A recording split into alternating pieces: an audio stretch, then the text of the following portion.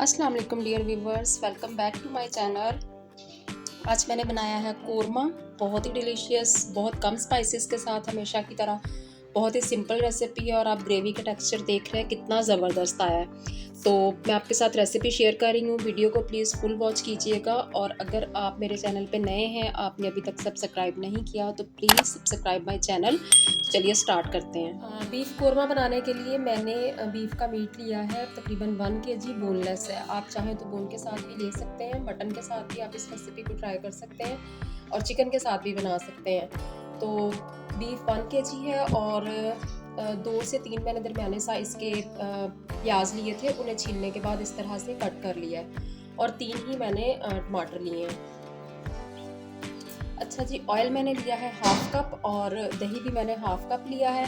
अदरक लहसुन का पेस्ट मैंने लिया है 1 टेबल स्पून, ठीक है, आप ज़्यादा भी कर सकते हैं। रेड चिली पाउडर मैंने लिया है 1 टेबल स्पून और इसी तरह से साल्ट भी मैं ले रही हूँ 1 टेबल स्पून। हल्दी पाउडर है 1 टीस्पून।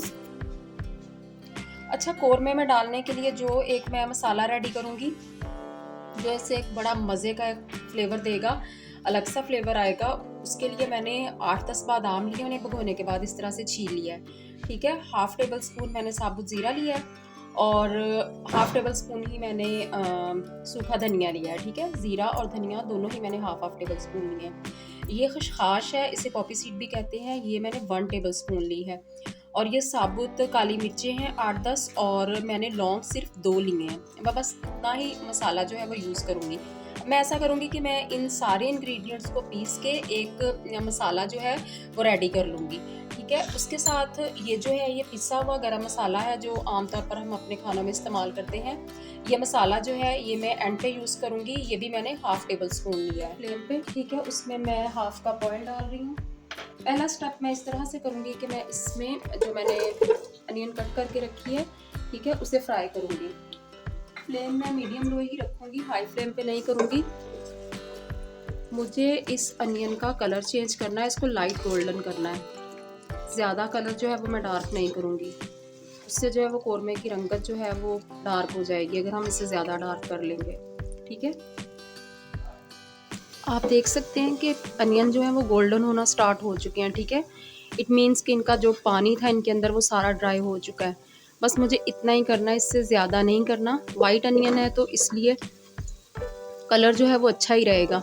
तो अभी मैं इसे निकाल लूँगी, ठीक है। इसे निकालने के बाद फिर मैं आपको बताती हूँ कि मैं नेक्स्ट स्टेप जो है वो क्या करने जा रही हूँ। ये फ्राइड अनियन मैं इसमें से निकाल लेती हूँ। हाँ जी, अनियन मैंने निकाल ली हैं, ठीक है। अब वही ऑयल है, मैंने और ऑयल ऐड नहीं किया है इसमें। उसी में मैं अपना अदरक लहसुन का जो पेस्ट है ना वो डाल रही हूँ और इसे बस चंद सेकंड के लिए फ्राई करूँगी। और इसमें मैं ना मीट डाल के उससे हल्का सा फ्राई करूँगी। बस इतना फ्राई करूँगी कि उसका भी जो पानी है ना अपना वो ड्राई हो जाए। उससे ये होता है कि अगर मीट में किसी भी किस्म की कोई उसकी अपनी कोई खुशबू होती है वो ख़त्म हो जाती है और जो जायका होता है वो बहुत अच्छा आता है। बस इतना सही करना है, मुझे बहुत ज़्यादा नहीं करना है इसे। अभी मैं इसमें गोश्त डाल रही हूँ, ठीक है। फ्लेम जो है वो मीडियम लो से भी कम है, फ्लेम बिल्कुल भी हाई नहीं करूँगी मैं।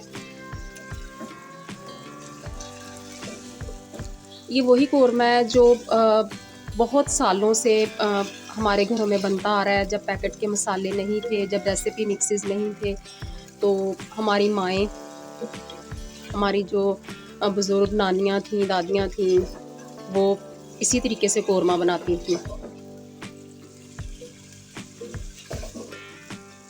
ठीक है। मीट का कलर जो है वो चेंज होना शुरू हो गया है।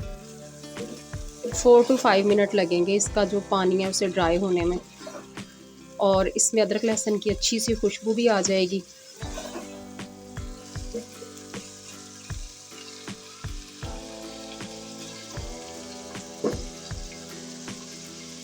अच्छा, गोश्त मैंने कर लिया है फ्राई, ठीक है। अभी मैं इसमें ना सारे स्पाइसेस डालूँगी। रेड चिली पाउडर, हल्दी और नमक मैं डाल रही हूँ अभी इसमें। जो टमाटर मैंने आपको बताए थे वो भी मैंने कट कर लिए हैं, वो भी मैं इसमें डाल दूँगी।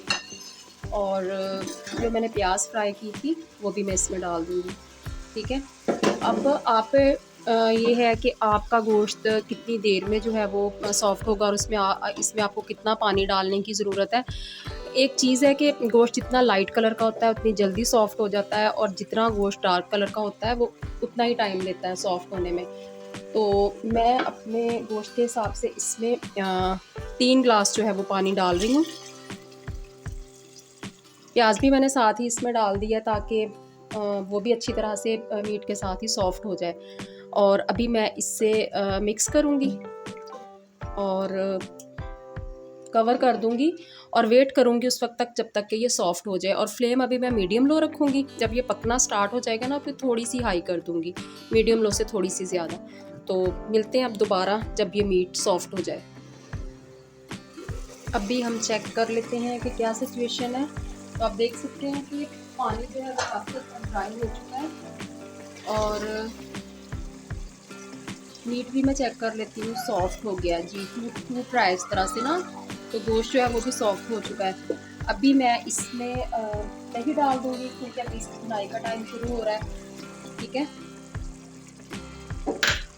दही डाल के मैं इसे भूनूंगी जब तक कि इसमें जितना भी सारा ये लिक्विड है ये ड्राई ना हो जाए अच्छी तरह से। जो बीफ हो या मटन हो, जो भी गोश्त हो जिसके साथ भी आप बना रहे हैं, आप उसे जितना अच्छा भूनेंगे उसका जायका जो है वो उतना ही अच्छा आएगा। अभी बस मैं इसे भूनती जाऊंगी।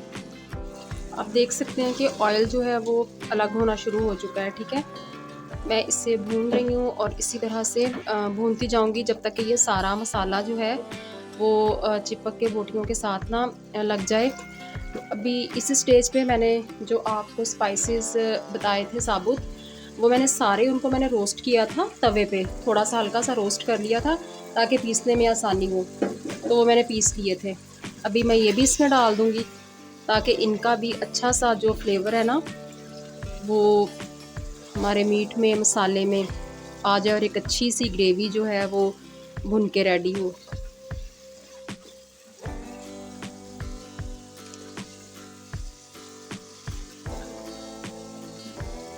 अभी बस मुझे इसे भूनना है, तकरीबन 7-8 मिनट लगेंगे मज़ीद इसे भूनने में। तकरीबन 8-10 मिनट हो गए मुझे इसे मीडियम लो फ्लेम पे भूनते हुए। तो आप देख सकते हैं कि किस तरह से मसाला जो है ना वो सारा इस तरह से चिपकना शुरू हो गया है। तो अभी मैं मज़ीद इसमें हाफ़ कप पानी डालूँगी। ठीक है, और इसे दोबारा भूनूँगी जब तक वो पानी जो है वो ड्राई ना हो जाए। ठीक है, उससे फिर हमारी ग्रेवी जो है ना उसका टेक्सचर बहुत अच्छा आएगा। बस अब इसी तरह से इसको फिर स्लो फ्लेम पे हम भून लेंगे।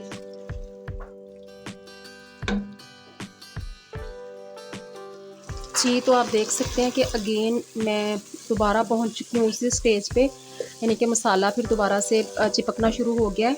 ठीक है, तो अभी आप पे डिपेंड करता है कि आप कौरमे में कितनी ग्रेवी रखना चाहते हैं। अगर बिल्कुल ड्राई रखना चाहते हैं तो बस इसी तरह से फ्लेम ऑफ करें, अदरक डालें, हरी मिर्चें, हरा धनिया डालें और बस स्टॉप कर दें।